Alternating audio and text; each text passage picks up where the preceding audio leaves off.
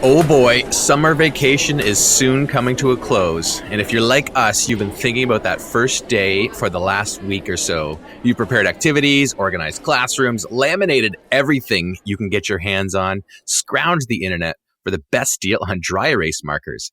School is back in, and we want to dedicate this episode to the first day of class. We are sharing our go-to activities and strategies to start the school year off right that help you inspire curiosity, build trust and support for your students, and paint them a picture of what your math class will look like regularly. We've got a jam-packed, resource-rich episode for you today to help you get going on day one and beyond. But before we get into it, let's hit it!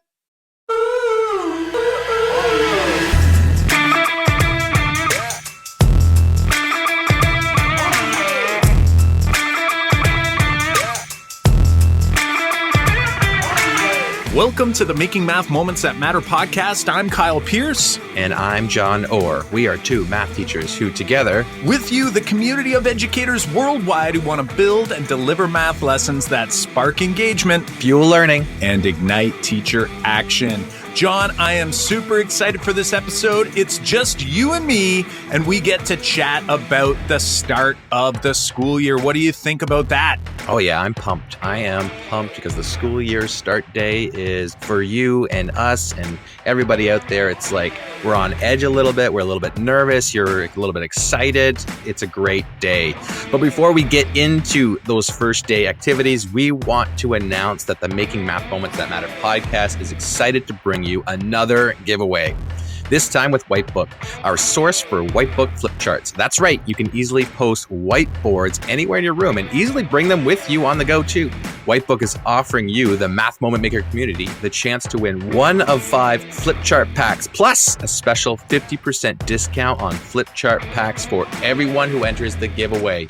You can get in on the giveaway by visiting makemathmoments.com/giveaway by Wednesday, August 28th. 2019. Listening after Wednesday, August 28th, 2019, no sweat. We are always actively running giveaways. So check out makemathmoments.com/giveaway to learn about the current giveaway that we are running. Don't miss out. Dive in at makemathmoments.com/giveaway. That's makemathmoments.com/giveaway.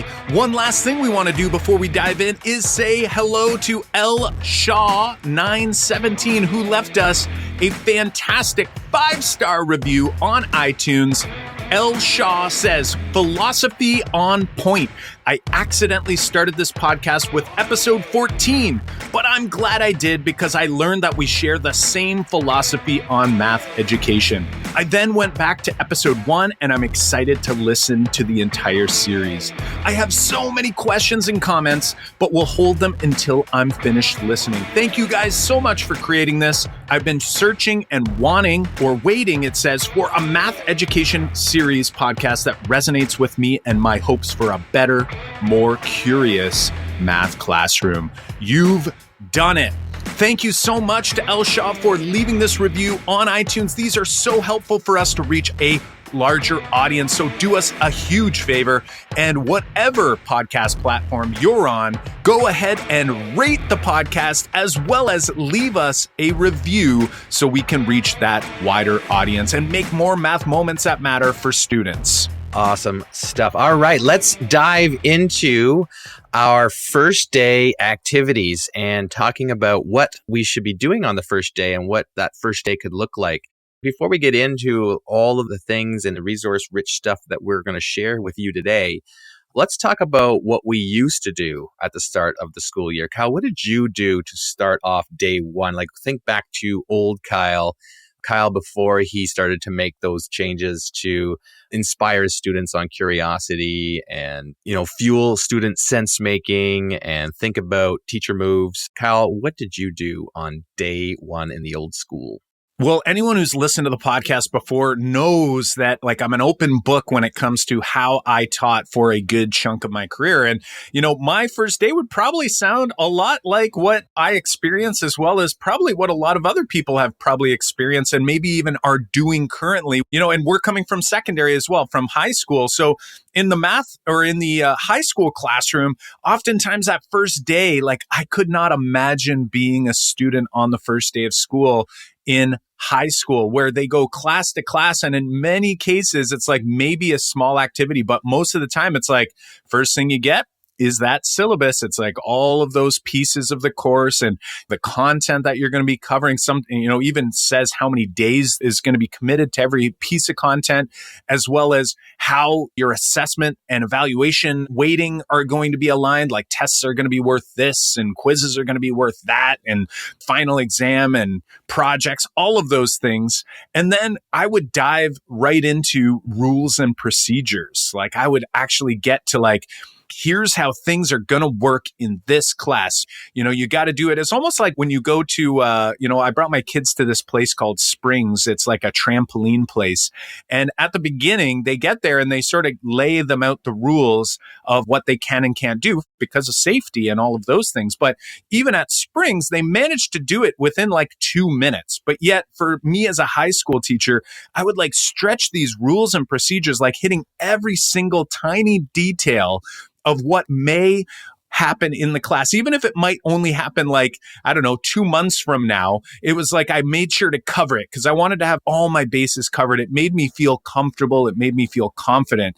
And basically, we were sending this message to students like, hey, listen, you are in my math class and Mr. Pierce isn't going to put up with any sort of mischievous behavior. I'm not going to put up with lates. Like if you're late, here's what's going to happen. And, I would lay all these things out, trying to be as transparent as possible, trying to do a good job. It wasn't like I was intending to bore kids, but at the end of the day, what we realized, or what I realized over time, was that first day really set sort of like I don't want to necessarily say it was a negative tone, but it was definitely a flat tone, right? Like kids weren't leaving my class on the first day of school going home and saying, wow, I can't wait for math class. Like I would try to make it funny. That was one thing I would do. I'd throw some jokes in. And so kids got to know my personality a little bit, which is fine. But at the end of the day, I don't really think kids were like busting out of the classroom doors and saying like, wow, I can't wait to get back in there tomorrow to do some more math learning. Like, John,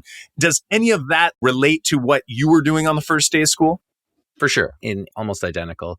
But like what we were doing is like you said, you're painting the picture to that student of what that is going to look like every day for the next semester or in the next year. Like what you're doing is you're showing them without, like you might be saying, this is how class is going to run, but they're also getting that mental image of this is the way it's actually going to be every day. The teacher is going to deliver the important information.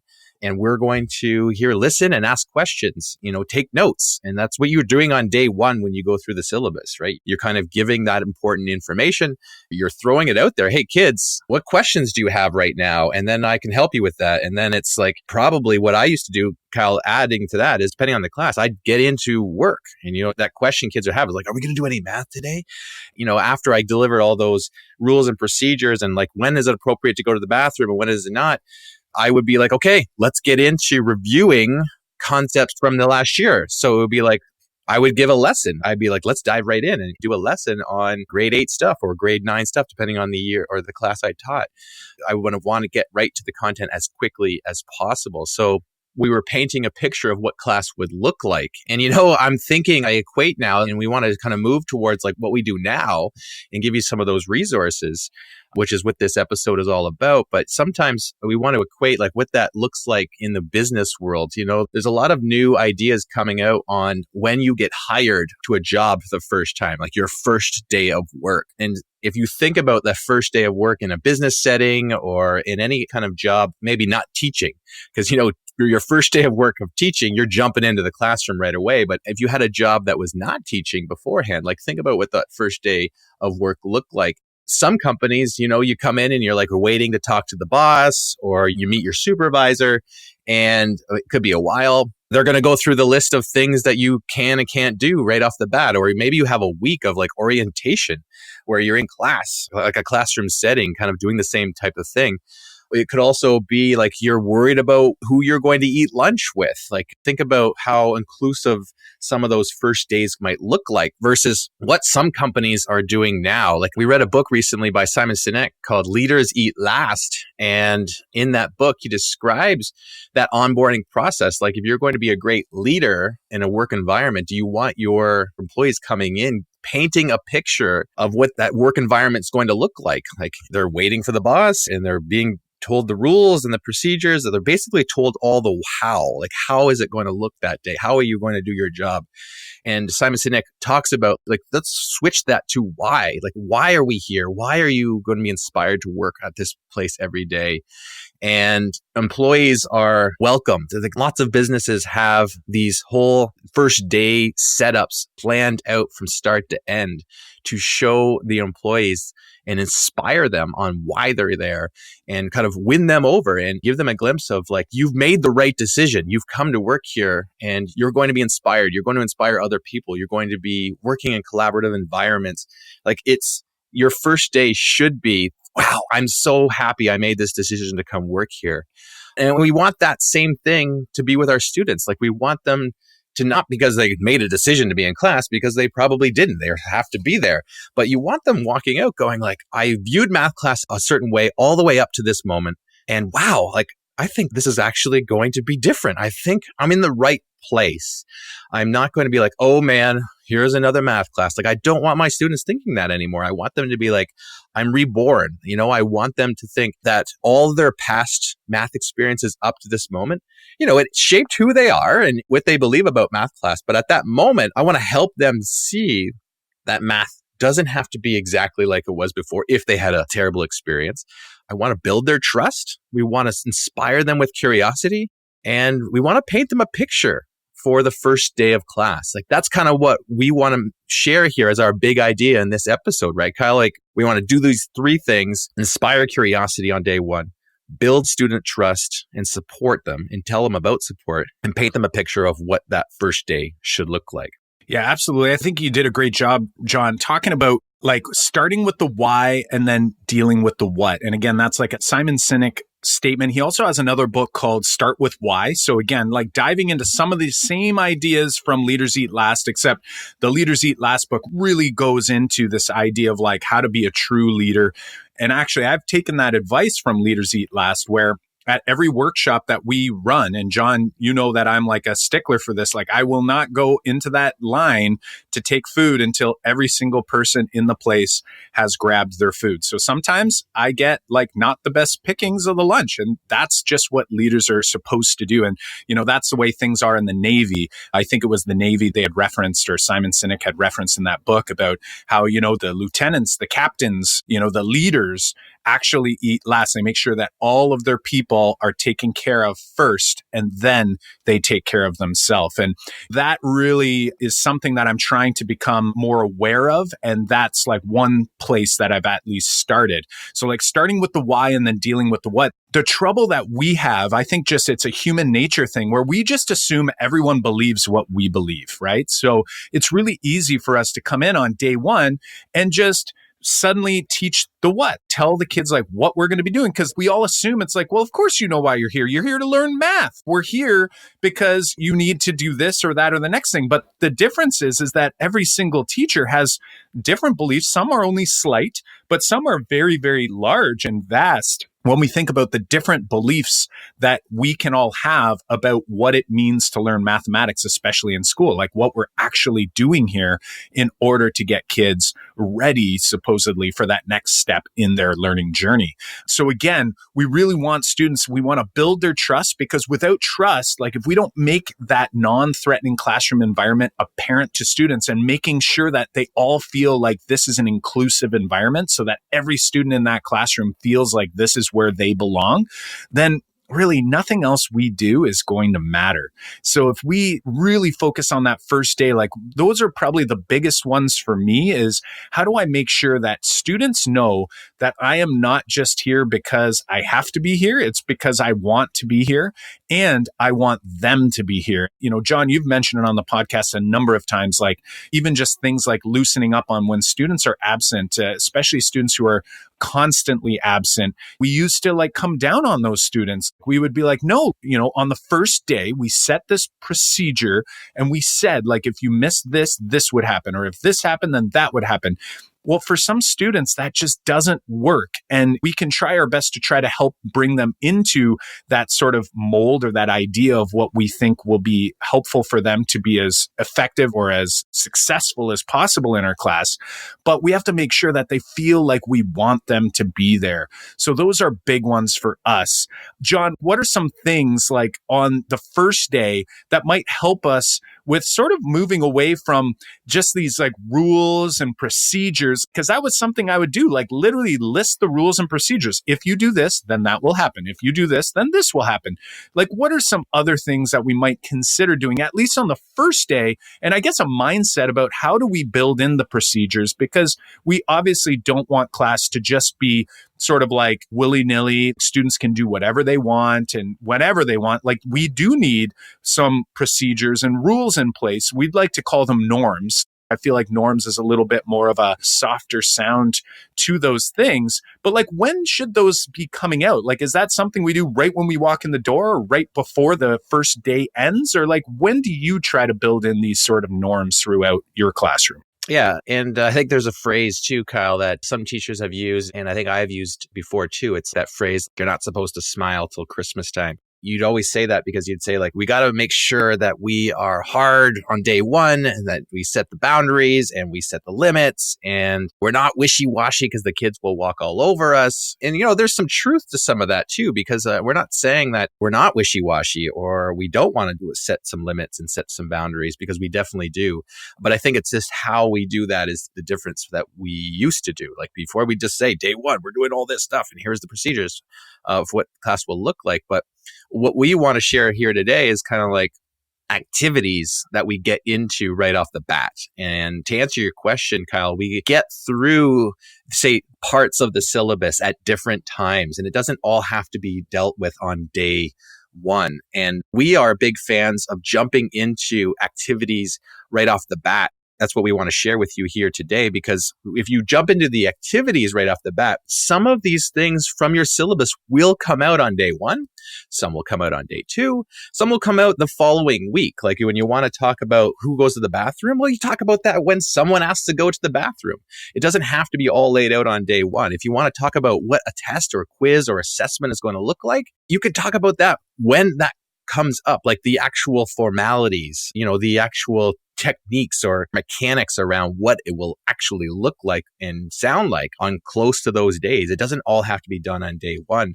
So the don't smile till Christmas part is that we're not being wishy-washy. We want to show students on day one what math is about. And, you know, for us, we want to paint them that picture. We want to show them that we're here for support. We want to talk about we're here for math class and it's about growth. And we want to set firm limits and expectations on that day. And we can do that through activities and not say just our words.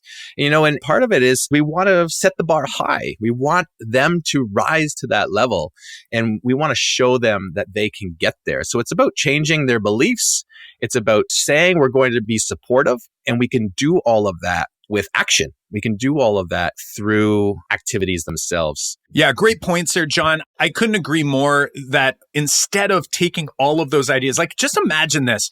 You're a student. You come in, or let's pretend that you're a teacher coming to a new district and you sit down on day one and a superintendent's standing there. And for the entire 75 minutes that you're in this meeting, the superintendent is just telling you all the rules of the district. Like, sure, because it's your job, you're probably going to be frantically writing things down and highlighting and doing all kinds of things. At the end of the day, you're probably going to walk out of there and you're probably not going to be super inspired. Like, if anything, you might actually be a little bit scared. Like, oh man, there's a lot of rules and things that I don't want to do. It's essentially kind of stopping you in your tracks. You almost don't want to do anything because if you do something, you might do something wrong. And we don't want students to come into our class thinking like, wow, there are 50 rules that I just heard and I don't even remember them. So imagine if I talk about the bathroom procedure and then I give 5 more procedures, well, guess what? The bathroom procedure isn't learned. Like now it's just stated. And now it's almost like you've put them in a position where if they don't follow that procedure, now they're wrong. Like we're putting them in a bad spot. So like you said, I like this idea of allowing them to kind of come out when we need to. Something that I always sort of address as sometimes students will ask this question. Typically, this would be like probably near the end of this first day, but they might ask about like assessment and evaluation. We'll talk about that as well, because I think getting into an activity where kids can actually get up, do some collaboration, and essentially get their curiosity sparked so that they can see what it feels like to do some learning in this type of environment is really key. And for me, there's 2 ways you can go. Like you can dive straight into a really exciting math activity, which I think is great, or it might be something that isn't necessarily math specific. One that I'll give here, and I'm not suggesting we're putting this first because you should or have to do this, but one that I have used in the past. I don't use it every year. Typically, I do this more with my older students, especially students who are grade 11 and 12 and are heading into university. I want them to understand how the brain works. So at the beginning of the year, this first day, what I've done in the past is I would have them remember a list of items. Like I would essentially tell them, like, I'm going to ensure that every single one of you in this room memorize a list of items, 10 items in total that are all unrelated. And I don't tell them much more than that. We just dive in and they're sort of intrigued. Some kids are like, I can't remember more than like 3 things at a time, all of these things, right? So kids' beliefs are now coming out to the forefront. And I can see who's like, okay, you're a memorizer over there. You're like, yeah, I'm pretty confident. I bet you I could memorize this list. Over here, this student's like, no, like I can't memorize anything, right? They're beating themselves up over it. Gives me a little bit of a diagnostic to understand their own beliefs of their self and their abilities and their own strengths and weaknesses when it comes to things like memorization. And the intent here, it's actually using the PEG system. So we'll put a link to an article. It's not necessarily the article that inspired me to do this. I actually saw a gentleman, I was on a vacation somewhere, and he actually did this with a group of about 500 people. And I was like, fascinated. I was early in my teaching career. And basically he said, yeah, I'm going to help you memorize this list of 10 items. The idea was like, I'll help you remember your grocery list without having to write anything down. I was just fascinated. So I went in and it was fantastic. And the idea is he uses this thing called the PEG system, where you essentially peg items with ideas and mnemonics. So he would make this list of 1 to 10, and he would have a rhyming word that goes with each number. So like 1, the rhyming word is gun, 2 is shoe, 3 is tree, and so on and so forth. So you'd have this list of 10. You could go beyond 10. He has strategies for that as well, but we just do it with 10. And the idea was I would help them with this list by helping them paint a picture in their mind by visualizing the item in the list related to the PEG word. So for example, for 1 gun, the idea was cruise ship. All right. So in their mind, we would say, okay, like, so you're picturing, we'd say 1 gun and we'd say, okay, so visualize this gun. And it's this giant gun. You look at this gun and all of a sudden the gun points at you and you can see right down the barrel of that gun. And all of a sudden, what comes out of the end of that gun? The kids are like, a cruise ship. And you're like, yes, can everyone visualize that? Shut your eyes and visualize that. And through this visualization and association of associating the cruise ship with a gun, and then with shoe, it was like diamonds. It was like you're picturing this beautiful brand new pair of shoes. What's your favorite color? You picture that color. Great.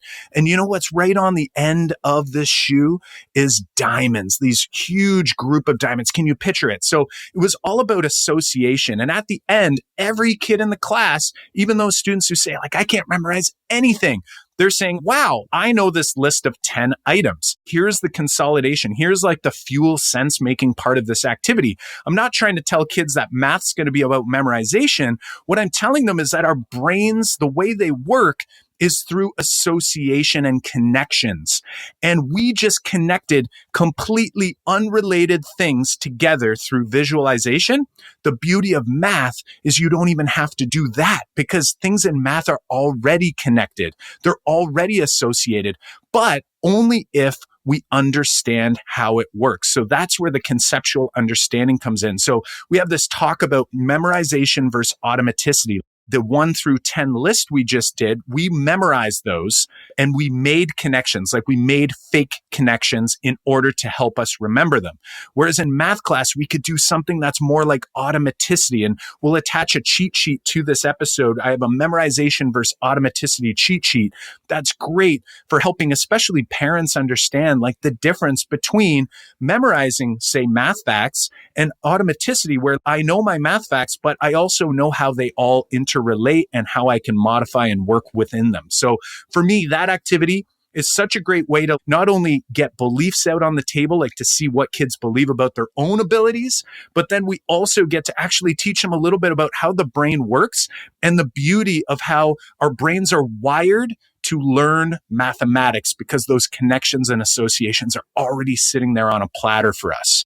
I really like that, because I think when students are coming into math class, they've imagined that math class always done this a certain way, and that's just the way math class is done. And I like that you're starting with, we're not necessarily talking about how math class is going to change, but you're talking about how their brain works, so that when you do talk about how math class is going to change, about, the difference between memorization and automaticity, that they can understand that. And that's like the reasoning behind why some of these changes are going to happen from their past experiences. And I think that's great, because you are talking about why, kind of like equated back to that business onboarding process of showing up to your job, to talk about why you're there and why we want to inspire instead of the how.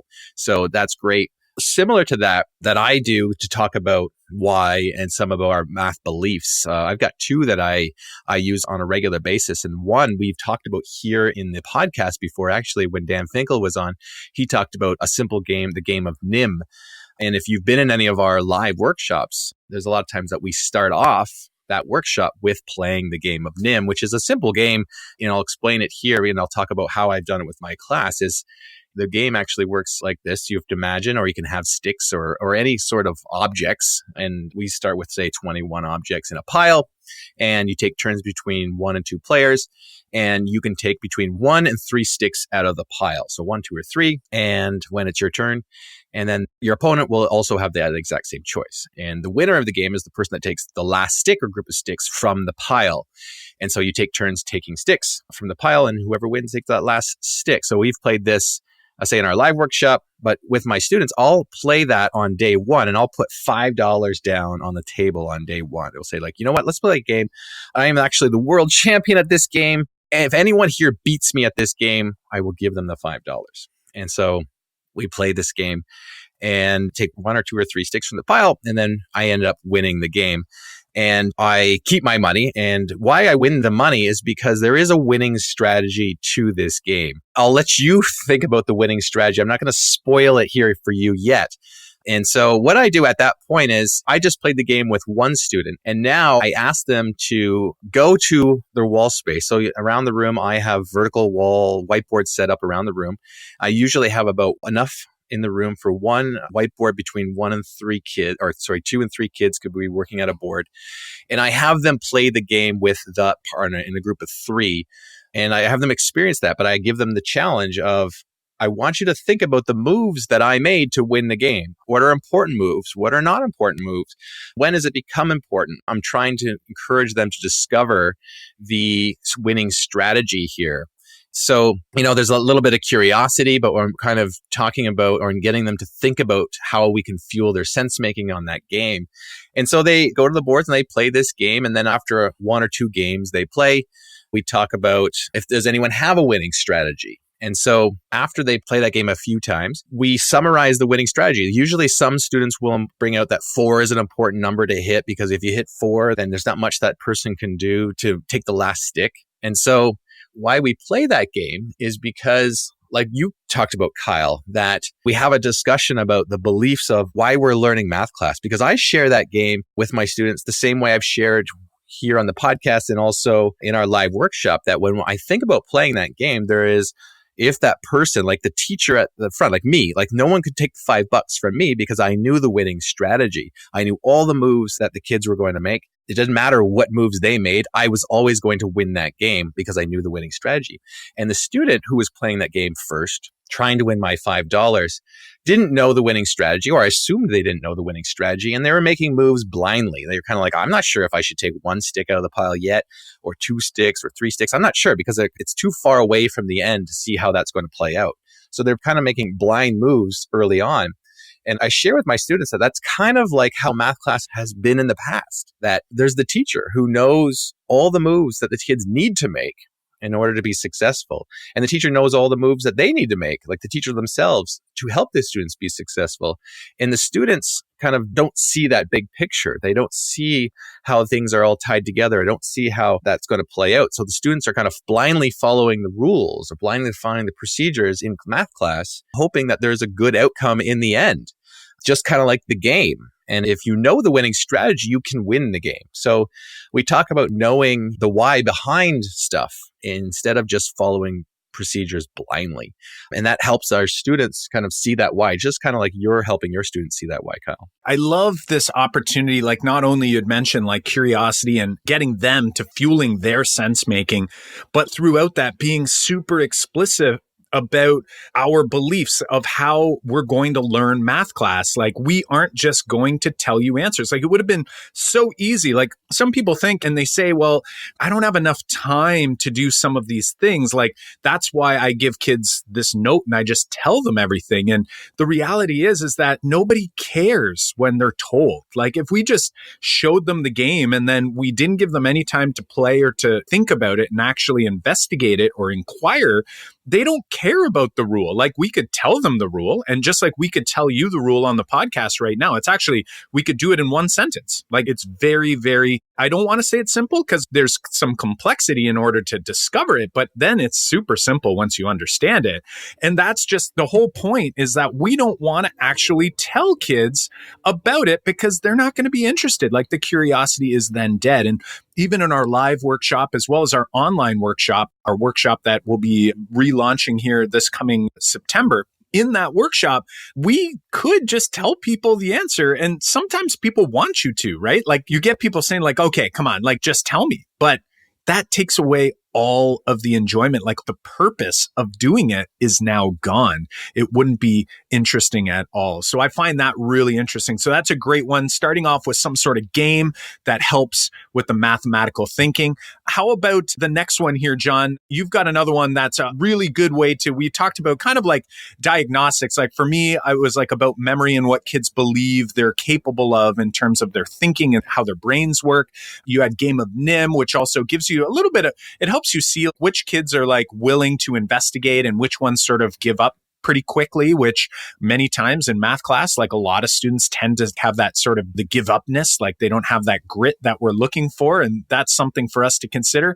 How else can we uncover some of the beliefs about mathematics on this first day so that we know our students and we can actually start framing our lessons around that to help shift that into more of a productive belief? I think you bring up a good point here too, that the activities that we're suggesting also, they give you a glimpse by you watching the students and how they perform through these activities. You're getting a glimpse of how they are, like what their beliefs are, what their resilience is. And you're also going to see that some math concepts do come out of here. You'll get a glimpse of how they're going to do or what math concepts and stuff they bring with them to the classroom. So you are assessing right off the bat by watching them. You understand so much more about your students when they're doing the activities than, say, just giving them the rules of the class and the syllabus for the day. So this other one that I like to do, and I've been doing this every semester since I started teaching, and I learned it when I was in Teachers College. My professor did that for us on our day one, and I've really enjoyed it and I've liked it.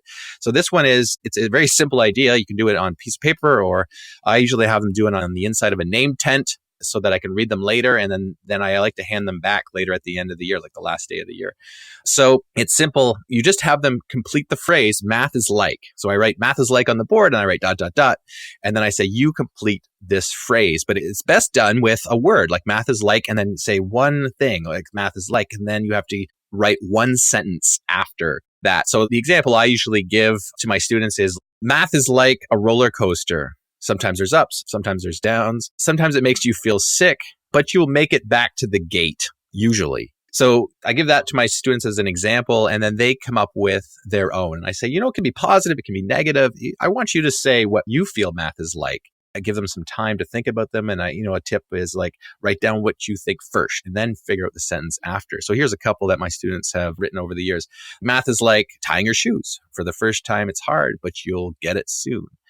Or math is like a pen. It clicks. Math is like steak. It's best when it's well done. Math is like a sport. The more you practice, the more rewarding it is. Math is like soup. Everything builds to make the right taste. Or math is like riding a unicycle, juggling 3 monkeys while playing a harmonica and balancing a can of paint on your head. You have no idea what you're doing and why, and you're probably going to make a fool of yourself doing it. Or math is like wrestling. No matter win or lose, you'll still get punched in the face to get there. So when students write these, you're going to get a variety of different beliefs of what they think math is like. And we share them out for any who would like to share them out. It's not a mandatory that you have to read these out loud. We usually get a chuckle out of them, but then we definitely talk about that we all have different beliefs on what math is like. And part of this year will be thinking about changing that. Like we hope that some of these change over the time if they're negative, because some of them will be negative and some of them will be positive. So it's a way for you to understand where the students are coming from and how they're feeling about math before you get going. So I love that. And then, like I said, on the very last day of class, so I keep them, and the very last day of class, I hand them back and have them comment on if they've changed their minds or not, or they feel the same. So it's a great way to end the year too, is have them rethink about math is like and create a new one.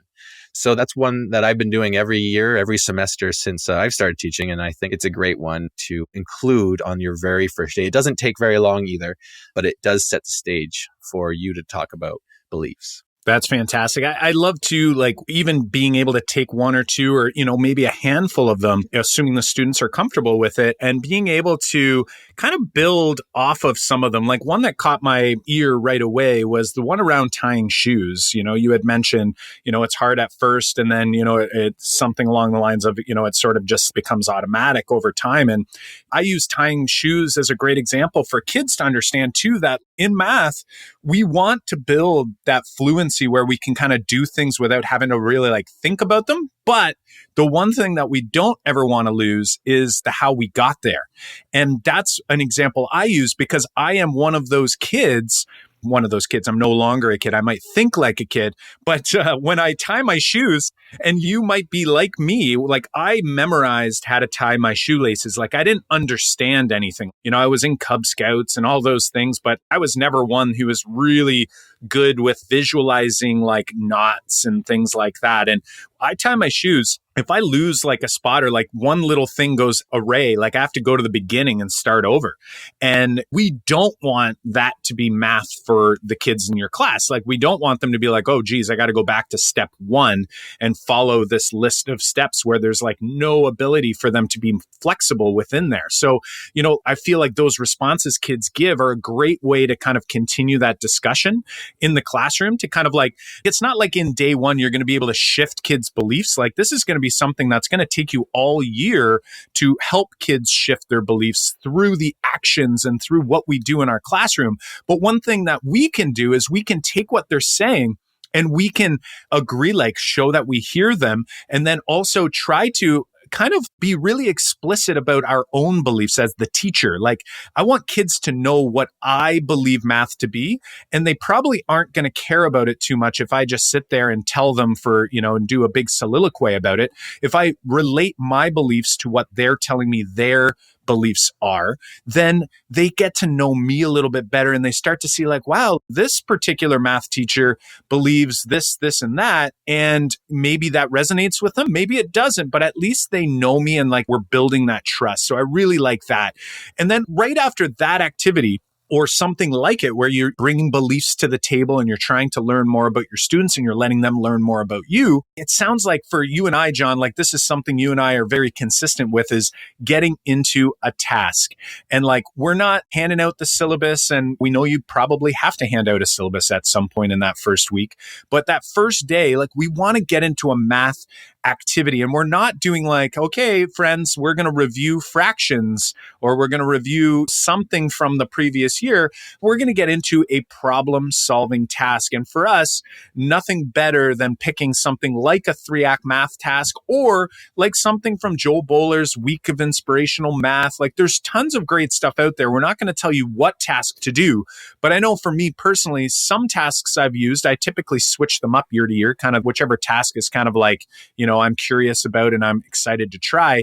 But I've used counting candies before. We'll put these links in the resources. Doritos Roulette's a really fun one, and it really helps you understand which kids are thinking additively and which kids are thinking multiplicatively, and being able to like kind of see what they are bringing to the table without it being like this formal assessment or review. And I know, John, like a big one for you on the first day is R2D2. Are there any other ones that on the first day you find are really good hits with kids because they have such a low floor, high ceiling, and are like super curious, right? We want to make sure that first one is super curious so that kids are like, wow, this is actually going to be interesting this year to learn about math. Yeah, I do R2D2 task with my ninth graders when we're getting into talking to start off, because like you said, it's a low floor, high ceiling task. It helps to set the norms for the classroom. We want to create that inclusivity. We want to show them that we're valuing curiosity, struggle, and growth. So it's a great one for me to do. I do that with my ninth graders. Here are a couple others that I've tried in other grades, like Fawn Win I've learned it from Fawn Win anyway, which is a Noah's Ark problem. Again, we're going to put all the links into the show notes so you can see what we're talking about here and access these. But Fawn Win's Noah's Ark problem shows a whole bunch of different animals and they have to get on the ark, but the ark has to, it can't be tipped over one way or the other. So it has to balance out on both sides to keep it balanced. And so there's like elephants on one side and also horses and other animals. And it's kind of like each line has to balance and you have to figure out what a seal weighs, I believe. What is equivalent to like a seal weigh. So it's like getting at this idea as a teacher, this is getting at the idea of kind of a system of equations and balancing, but it looks so complex to start. And what I love about Fawn's resources too is that there's a page that comes with it and you can cut out all the little polar bears and you can move them around. So you can get that balancing of making sure things are on both sides. I really love that task because you can have it in groups so that students are working together, which is what we want to show on day one too, is that math class is going to be collaborative. Peter Little, I've seen it on his site. He has a number of great activities that geared towards his thinking classroom. So working together in groups, working vertically at the whiteboards around the room. I believe, Kyle, correctly, is this task is also in Joe Bowler's Week of Inspirational Math, which is the 4-4s problem, which has always been a big one on day one, that using only 4s in any operations you like, start to create all the numbers. Like, how can you represent 1 using only 4s and different operations, and 2, and then 3, and then how far can you go? Peter's site, I believe, has like, can you do it up to 30? And then I believe that you can keep going, like represent all the numbers up to 100 using the 4-4s, or how high can you represent numbers using the 4-4s? I believe that's also in Joe Bowler's, right, Kyle? Yeah, absolutely. And that Joe Bowler link that we will share, we say it's a Joe Bowler link. It's the U-Cubed link. So she has a team at U-Cubed, but obviously everyone listening is probably very well aware of Joe Bowler and her being on the episode number 10 with us. Definitely check out that. Her resources started as a week of inspirational math, and now it's like weeks of inspirational math because they've sort of built it out from there, and definitely some great things to pick. And I'm hoping people are getting the sense that we're not saying day one has to look this way or that way or the next thing. It's just, I think the big piece for us coming back to what is the big idea that you want kids, like essentially your learning goal for day number 1. It's a big one because we're setting the tone for the entire year. And I used to have nightmares the day before school. I'd say, I wouldn't sleep because I'd wake up and it was like my kids were running the class and I had no control and they were throwing things at me and all of these like horrible things that our brains, sort of like plant into our minds. And they were showing in my sleep. Now what I realize is like, no, like when I start this year off in such a positive way, it eliminates so many of those things things that I was so fearful of early in my career, right? Like losing control, or what do I do when a kid does this? And those are all things you got to be thinking about. And you have to have like, what are you going to do when those things happen? Because regardless of whether I set a procedure and tell them up front, or whether I'm helping address them as they come up in the first couple weeks, at the end of the day, it's like you do need to be thinking about it and figure out, what am I going to do if and when those things happen? But also doing it in such a way that it doesn't undermine all of the other things that I've tried to instill in my students within that first day, that first week, that first month. So like, this is a big deal. Like the first day of school is a big deal. And I think if we shift our thinking and our mindset to focusing more on building that mindset, or that, we'll call it the beliefs, those productive beliefs in math class, helping kids build a trust that they know, and like they know that you want them to be there with them and that you care about their success in math class. It's so much harder for a student, even that student who traditionally has been a behavior issue, maybe has a behavior plan or has a lot of things going on at home. It's like, man, the best cure, we're not saying it cures all, but like the best cure for that is showing kids that you care, right? Especially when they try to test you. And a lot of times those kids, first day of school, they're going to try to test you right away. And they're going to try to see if you're like all the rest. And in their mind, they're thinking all the rest like that don't care about me, even though all those other teachers cared. I'm not saying they didn't. We're all trying our best here, but it's like, how can I respond to make sure that that student knows that, okay, this student's testing me right now, and this is a big test, because what I do here and how I respond is going to really influence not only that student's response the rest of the year, but also like the class takes that, right? And they see that and they go, oh, okay, so you said all these other things about your beliefs and how, you care and all these things, but then this just happened. So those are things for us to think about. So for me, it's like, pick those tasks that are going to help you get to that end goal of building trust, helping kids see what your beliefs are as a math educator, like what matters to you. Does speed matter to you?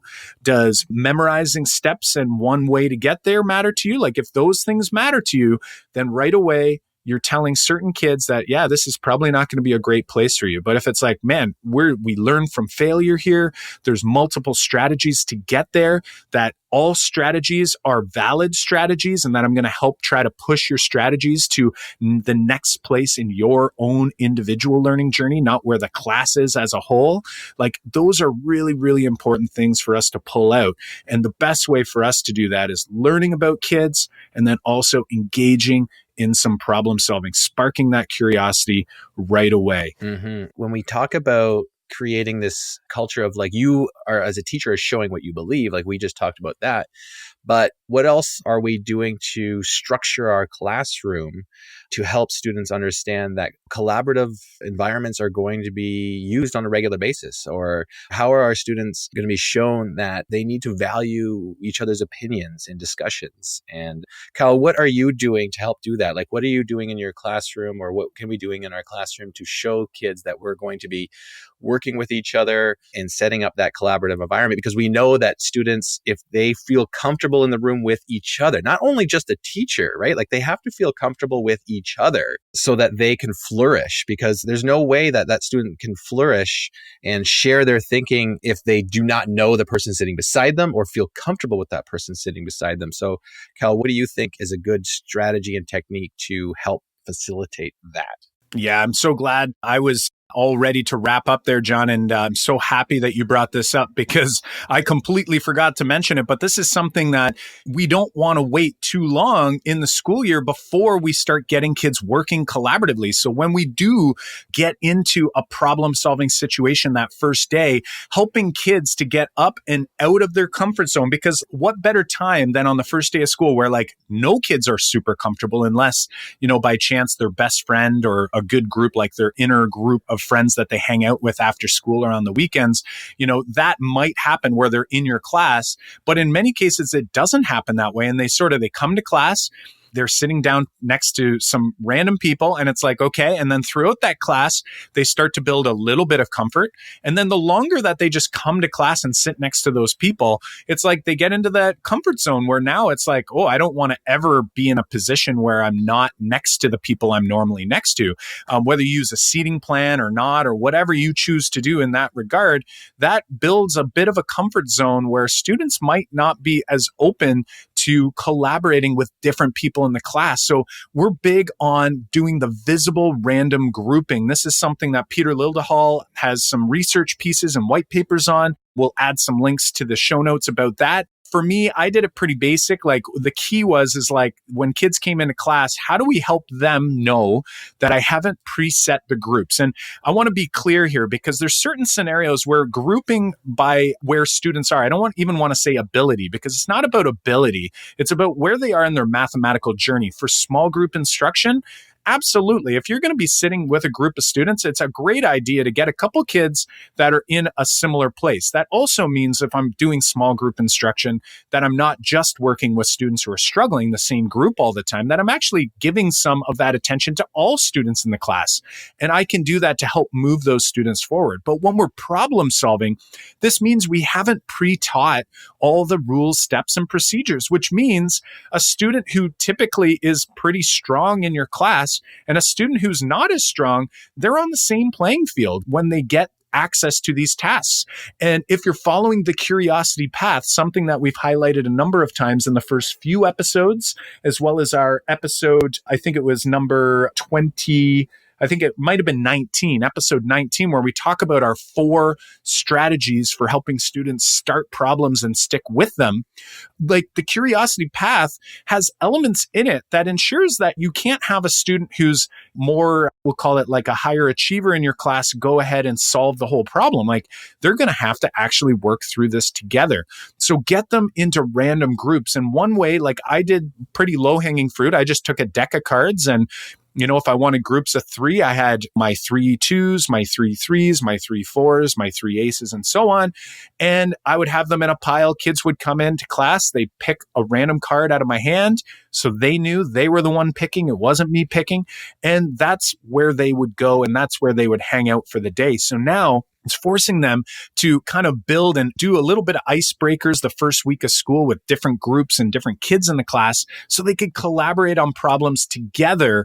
And that is a great way for them while they're already a little bit nervous, they're already not set into like a super comfortable situation, get them up, get them learning with different kids in the class so that they can build trust with one another. So we not only want kids to trust us and us to trust them, but we want them to trust each other. And this is such a great way. John, I know that you've kind of extended the grouping cards situation from just like regular playing cards, and you actually have something that you've created and you use, and many people have downloaded from your website, and I'm sure you'll put in the show notes. Tell us more about those. Yeah, we created a set of cards that you can do multiple different groups, but also like on the fly, reshuffle those groups without having to grab all the cards and then redistribute the cards.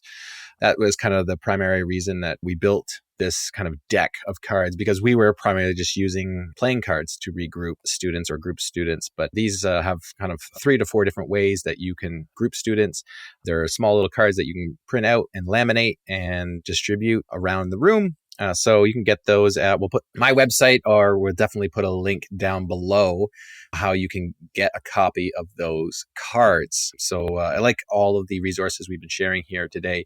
You can get to the show notes page and grab the links for all of this stuff. And we've got a ton of links that we probably can't even get to, Kyle? So we'll just add those to the show notes page. So not only the links that we've discussed here already, you can get there, but we will have more. So for example, there's a couple more I'll just mention, but you can go there and look. And like another resource is I created 30 days in a row of 1-minute videos for my classroom. So you can see what the first 30 days look like from my classroom last year, 1-minute clips of me talking about what that day looked like. So you can go there and have a look at 30 days in a row.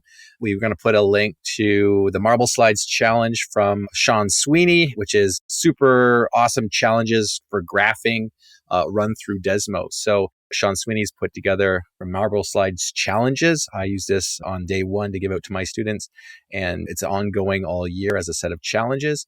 The link we're going to share here today is from Sarah Vanderwerf. She does name tents, which helps you build the trust factor in your room because she has a sheet that you can attach to your name tent or print out on your name tent so that students can ask the teacher questions and you can respond. So it's kind of like a dialogue that you can have with your students. It helps build trust in your room. So we'll put some of those links and more on the show notes page. Kyle, are you ready to wrap up? I think we are. That was awesome. Also, I just want to mention that I also sent this question out to some folks in the Facebook group, the Math Moment Makers K through 12 Facebook group. We had lots of really cool ones come back. A lot of people like replying and saying follow because like they're obviously interested in learning about what other people are doing. So definitely get into the Facebook group and check that out. There's a post there. Like, for example, Mickey Gibbs says that they do like things to know. It sounds like zooms through just a few things, like some details about the class, but then they dive right into a would you rather. So that's wouldyourathermath.com. That's a John Stevens resource. Super cool. The one that she is recommending is the Cheez-Its one. So she has that in the Facebook group. So we'll link to that as well. Mindy Green recommends the Broken Circles task from Sarah Carter and has included, and John will include the link both in that Facebook group as well as in the show notes page. So lots of stuff going on there. Head to Facebook and then just search for Math Moment Makers and you'll see our Facebook group. We have 1,200 people in that group now. Lots of people doing some sharing there, which is awesome. The other thing that I'll mention is that in the show notes, we'll have some downloadable cheat sheets as well. So for example, I mentioned the automaticity versus memorization cheat sheet. So there's lots and lots of resources. So be sure to check out the show notes page for this particular episode, which is episode 36. So that's makemathmoments.com/episode 36. John, let's wrap this thing up. You got it. So all the resources that we shared here today and the ideas on the first day can be summarized up into kind of three big things that Kyle and I think about all the way through our courses and our classes, and especially on the first day we want to share with our students. And that is trying to inspire curiosity right from the get-go and talk about beliefs that everyone can do math regardless of the past. So we shared some activities to help you do that. We've shared some activities on how you can build trust in your classroom because collaboration and mathematical discourse are valuable to learning math at a deeper level. Building trust is also great for showing students that you support them and how that can be shown through your assessment and evaluations policies. All of that is done with painting them a picture, right? Like we want to paint them a picture on day one of what class will look like regularly. Are you painting them a picture of what your class will look like regularly on the first day, or are you doing something different? So we want to make sure that you are painting them a picture of what it should look like. Awesome. So those sound like three big ideas. And again, if those are front of mind as you plan that first day, that first week, and then the next thing you know, you'll be midway through the school year and you're going to be living and breathing these things as core pieces, like core beliefs in what math class is all about. So as we're recording this, it's summertime for John and I, but very soon we'll be back in school, ready to rock. I know some of our US friends are already gearing up. Some might already be back in school, setting up classrooms and so on and so forth. If you're looking for a place to build on these ideas and build on the beliefs and all of the different pieces that John and I are really, really pitching in this particular podcast series, where we spark curiosity in our students, we fuel sense making, and we ignite our next moves for each and every lesson, we do have our online workshop launching first week of October. I think we're going to start actually registration in September. So you could check that out at makemathmoments.com/online workshop. That's makemathmoments.com/online workshop. And also we have an ongoing academy. Many of the people who take the online workshop want to continue diving into these ideas. So they stick with us in our ongoing Academy. That's makemathmoments.com/academy, where you can learn more about that. You don't have to do the workshop to dive into the Academy. However, with the timing being that the Academy, the workshop is about to launch again, we do feel like that's like your best way to get fully immersed. And then we continue that community inside of the Academy. So hopefully we'll see some more of our friends inside of the workshop coming up this fall. Awesome job, Kyle. Awesome job. As always, how will you reflect on what you've heard from this episode? Have you written ideas down, drawn a sketch note, sent out a tweet, called a colleague? Be sure to engage in some sort of reflection to ensure the learning you've had here is sticking. And while you're at it, head over to the Making Math Moments That Matter podcast giveaway. Also, the Making Math Moments That Matter podcast is excited to bring you another giveaway. Last time we had the Corwin book giveaway. This time it's with Whitebook. The great friends Toby and Frank at Whitebook are offering some flip charts up for grab. That is right. You can easily post whiteboards anywhere in your room and easily bring them with you if you're like John and I, who are doing workshops all over the place. Whitebook is offering you, the Math Moment Maker community, the chance to win one of 5 flip chart packs. Plus, if you don't want to chance it, they're giving you a 50% off discount on flip chart packs for everyone who enters the giveaway. So once you enter the giveaway, you'll gain access to how you can actually take advantage of that 50% off discount.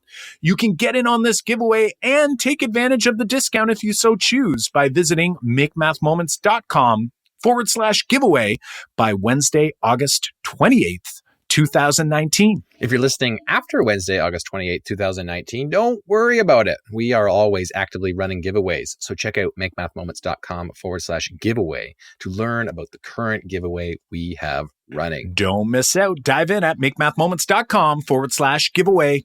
That's makemathmoments.com/giveaway. In order to ensure you don't miss out on new episodes as they come out each week, be sure to subscribe on iTunes or your favorite podcast platform. And also, if you're liking what you're hearing, please share the podcast with a colleague and help us reach an even wider audience by leaving us a review on iTunes, and tweet us your biggest takeaway by tagging at MakeMathMoments on Twitter. Show notes and links to resources from this episode can be found at makemathmoments.com/episode 36. Again, that is makemathmoments.com/episode 36. Well, until next time, I'm Kyle Pierce. And I'm John Orr. High fives for us. And high fives for you.